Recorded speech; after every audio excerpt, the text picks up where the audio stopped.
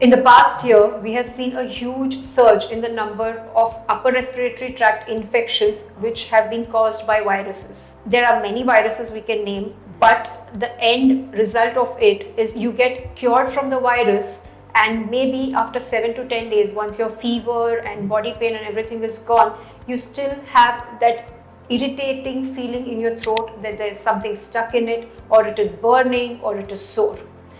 So this is collectively called as post-viral pharyngitis.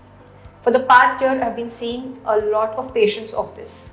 Why was it not seen as much before? I have multiple reasons for that. One is definitely the virus has mutated, so it is also becoming intelligent and trying to cause our body more of remnant issues. We can't do much about that, but definitely what we can take care of in taking care of this throat is first and foremost show a physician or anybody who can treat your throat. Along with those medications, which can be analgesics, anti-inflammatories and antihistaminics, and warm water to gargle, what you can do at home is first of all watch what you eat. Do not have anything that is going to be like an assault on your throat. Avoid things with garam masala, excess of spices.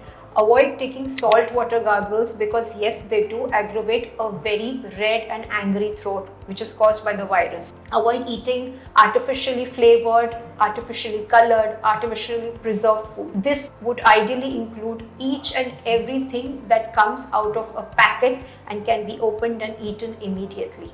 I would also advise you not to have Tetra Pak fruit juices. You can have some fruit juices which are freshly made. Avoid citrus at that particular time. Stick to having a lot of fresh fruits, fresh vegetables, and a healthy and freshly cooked home diet. Other than that, you can hydrate yourself well. You can go for supplements containing zinc and multivitamins so that they help to boost your immunity and also help repairing the cells faster.